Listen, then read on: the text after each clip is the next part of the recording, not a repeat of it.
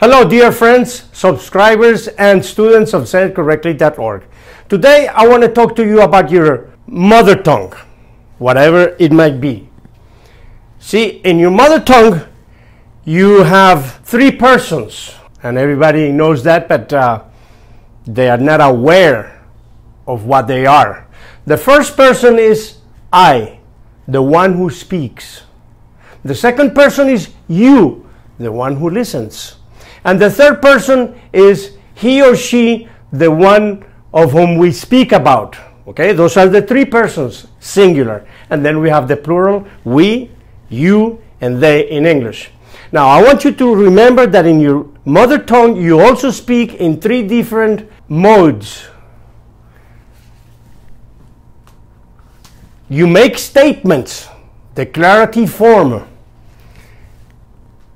You make negations, negative form, and you ask questions. So those are the three modes in which we speak any language, with three persons, three different ways. Okay? I already explained to you the basics of the English language, which is the sounds. And those are like the 10 digits that you have to learn how to add, subtract, multiply, and divide.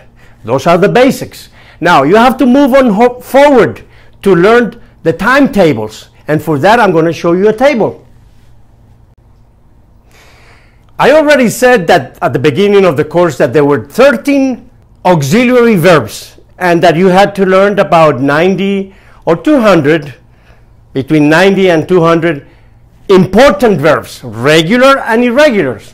So if you learn how to conjugate verbs already, now you need to use the auxiliary verbs. In Spanish, there is only two auxiliary verbs, to have and to be. But in English, no. We have 13 altogether. And now, I already said about the declarative sentences, the negative sentences, and the interrogative sentences. So we are going to conjugate will. What do we use will for? We use it to make future tenses, okay? So I'm going to show it to you now. Here we have the future with to work. I will work. You will work. He will work.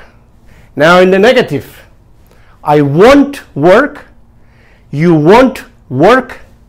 He won't work. Interrogative, will I work? Will you work? Will he work? As you can see, it's very mechanical. There is barely any changes. We have now the second verb. It's a condition. There is a peculiarity about these two verbs. In Spanish, this will be added at the end of the verb, yo trabajaré, and this would be added also at the end, yo trabajaría. So here you go in English. I would work. You'd work. He worked. In the negative, I would not work. Or you wouldn't work and he wouldn't work. Would I work? Would you work? Would he work? See, remember that. This is a condition. I would work if you pay me more. Or it's part of a sentence, of a conditional sentence. This is only a sentence, I will work tomorrow. Okay? Third column, should. When you want to tell somebody, you are advising somebody to do something, like you should learn English. I should work. You should work. He should work. I should not work. You shouldn't work, and he shouldn't work. Should I work? Should you work? Should he or she work? So this is the way you give advice to somebody to do something. Okay, we have here can and could. Okay, these demonstrate mental or physical ability, because I can say, I can open the door because I have the strength to open the door. but I can speak English. That says that I have the ability to speak the language. So, I can work, declarative. You can work. He can work, negative. I cannot work. You can't work. He can't work. Can I work? Can you work? Can he work? I have left can and could here because I want you to see the difference between the ability, mental or physical ability that you can develop, or the permission or the probability that you can get. I may work. You may work. He may work. I may not work tomorrow. Or you may not work tomorrow.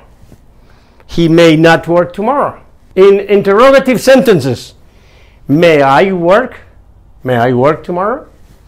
May you work tomorrow? May he work tomorrow? I want you to pay attention to this. May is like in the present, and might is like a conditioner or a possibility.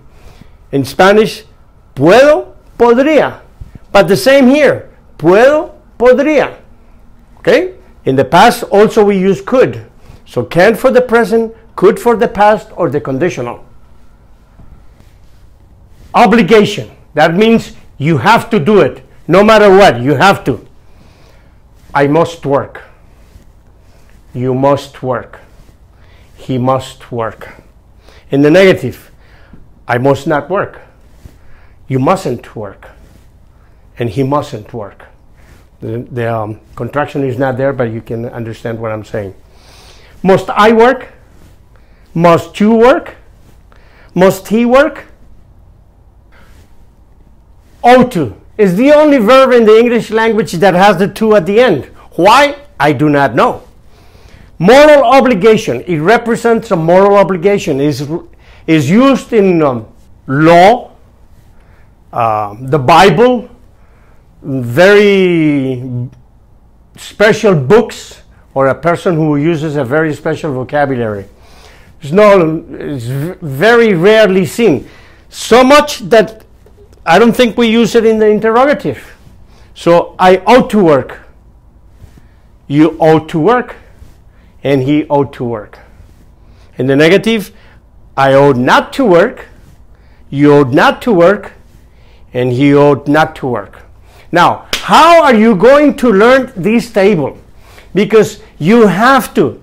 It's an obligation. If you want to speak English correctly and fluently, you need to know how to conjugate verbs and how to conjugate verbs with the auxiliary verbs. There is no other way. Don't believe in fairy tales. Don't believe in intravenous English. You have to learn this table. Go to the link that I'm going to give you here, and you will see it in our page. Our page is the backup for the channel. And print that table all together, filled out, and try to do an exercise. Conjugate orally. Written also if you want to. But if you do it orally and you read it to someone, when your mother or the person who taught you the timetables. Okay, tell me the timetable, number 8. You see, and you started like 8 times 1. 8 times 2 is 16. You have to do exactly the same. There is no other way around. Okay, I hope you understand this. I hope you learn what you have to learn. And we'll see you next time. Bye.